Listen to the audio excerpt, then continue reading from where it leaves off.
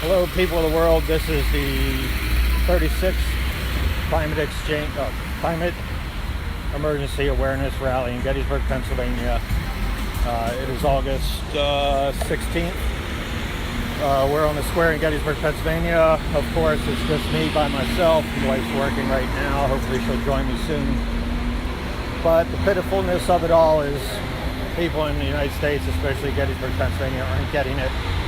But it's also symptomatic of the whole United States.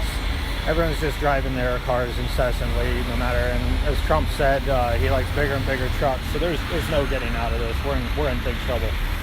The reason why we're in big trouble is because the Arctic sea ice is now melting away, and it's very possible we could have a blue ocean event before the end of October. I'm going to walk away when there are trucks approaching.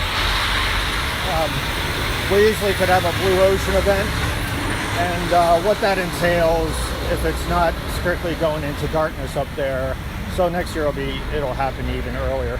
But what that entails is that the sea ice leaves, okay, and then what you get is less albedo, meaning reflectivity of the sun's rays into the atmosphere. So at that point, you have the heating of the oceans, just like a drink that you have at your party and is full of ice and then it melts. Then the liquid inside the drink goes up and up exponentially. So if you get the Arctic heating up, then you get even wilder fluctuations in the jet stream. The farmers are in deep trouble, in the United States especially, and around the world in the bread baskets. But the Arctic controls all of our weather. So without food, humans are in peril, as is most life, because it's symptomatic of the whole environment going out of whack. So once the oceans heat up, then you run the risk of methane clathrates escaping out of the shallow seas of the Russian seas. There's 3 of them there. And then also you get permafrost erupting or melting away, which causes even more methane and CO2 to erupt in the atmosphere. The seriousness of that is it just exacerbates the greenhouse effect. So instead of a nice kind of linear increase, which we're not having, but if you were to, instead of a linear increase in heating, you're going to have an exponential. So what we're doing is teetering on the edge of extinction.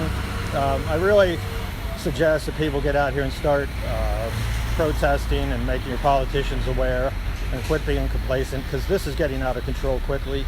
And I really surmise before the election of 2020 and the inauguration of whoever the president is, that things are going to be so out of control, it won't matter at that point. And definitely by 2026, we're teetering right on the edge of extinction, if not extincted by then. So yeah, sit at home and do nothing, or get out there and try to survive and fight for your life and for your children's life.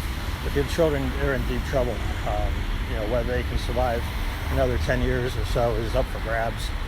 And I'm not saying this as a scare tactic. Feel free to go down this webpage and check out the various information that I've posted, especially the sea ice postings. It's a very scary situation. So evidently there's an El Nino to make things work. There is no good news really right now, because our country won't do anything and the world's not doing anything. Yeah, they declare a climate change emergency, but they do nothing at all. Oh yeah, we're having an emergency, and then it's existential risk, but they don't do anything. So what's the point of it? So right now we're having another truck. What we're having is an El Nino event going to develop off the coast of California and all. And what that does also to exacerbate the situation is that you're going to have more heating in the atmosphere due to the oceans unleashing excess heat that they have.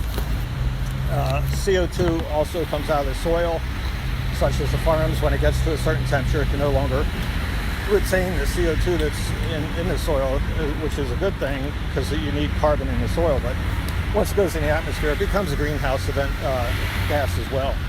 So that's not a good thing. The jet stream just goes even more crazy once the Arctic sea ice melts, because there's less temperature difference between the tropics and the North Pole. So what you're going to have is even more drought, floods, fires, heat, and also even snow events. So the jet stream is going to do this wavy stuff that it has been doing last winter. It's even going to be more so. So the farmers will be really hard stressed to even grow crops at that point.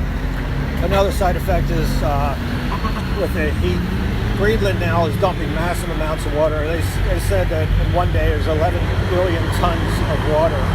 Hold on. Thank you. There's 11 billion tons of water from the glaciers got dumped into the oceans at one point. I mean, that's an unfathomable amount. So what happens with that is that all this fresh water goes into the Gulf Stream, and instead of being, you know, highly salted water, it no longer dives down deep, no longer drives the conveyor belt, which is the AMOC, which drives the currents around the world.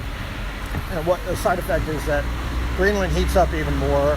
The Gulf Stream no longer works, so therefore the Florida area, no longer the Caribbean and off the coast of North Carolina, no longer get rid of that heat. So the sea levels rise due to thermal heating of the ocean's expansion. Also, the heat also stays in the Caribbean, and it's a gateway to having a Category 5 or even a Category 6 hurricane, which no longer doesn't exist right now, but eventually it will, because the jet stream no longer breaks it apart.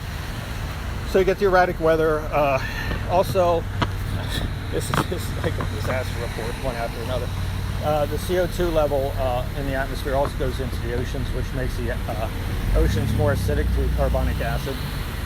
The sad thing about that is the pteropods, which are the basis of all sea life in the ocean, are no longer a source because they have hard shells and the acid eats away the shells. So then there's no food source for the fish or the, you know, for moving up the food chain. CO2 also leads to the reefs, not just the CO2, but also the heating of the ocean leads to the reefs dying as well. So, you know, the barrier reef, the reefs in the Caribbean, all are in deep jeopardy. Probably be gone by 2030 for all intents and purposes. So the result of all this is there's a food insecurity going to develop probably within next year or the following year. All the belts. Hi Norma, how you doing? Norma's here to hang out too. That's good. Food insecurity throughout Russia, United States, and Europe, and we provide the food for the rest of the world. So we're going to take care of our own first, and then also the rich, the food prices will go up. So the rich will be okay for a little bit, but the very poor will end up going starving and everything. So what you get then at that point is social unrest. So government programs no longer exist because the governments are in peril. You can't get pensions, you can't get your welfare payments, things like that. And as a result of that, you get more social unrest throughout the world. You get mass migrations because they can't feed their kids. You get wars developing because people are now stationing military on the border. And, you know, we want water war. We'll end up with water wars and food wars and whatnot. So, the problem is the politicians have made this issue a political issue rather than a survival issue, which is strictly asinine. If your politician is hemming and hawing, not doing anything, and talking about this every minute, they aren't understanding what's happening. We're in a dire situation, and it's not a you know, existential threat and all that, as they keep saying, which doesn't mean anything anymore. We're in a dire situation where we could all end up dying very soon. So, you know, if you refuse to talk to your friends and neighbors, you're not getting it. If you're not coming out and protesting or contacting your politicians or being largely a pain in the ass at this point, you're not getting it. You don't understand how your life's in danger, and definitely your child's life is in danger.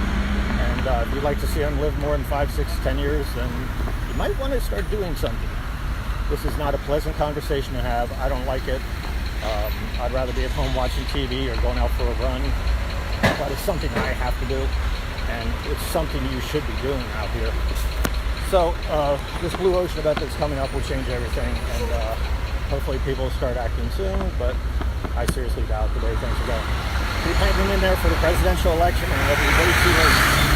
So 2021, when the next president gets sworn in, whether it's Trump or someone else or a Democrat, 2021 is 2 years from now, and it is way too late.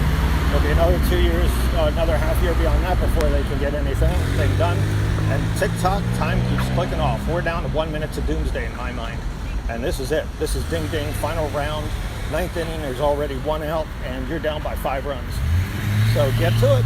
I'm telling you, this is a severe criticism of you and me and everyone else that we're not doing enough.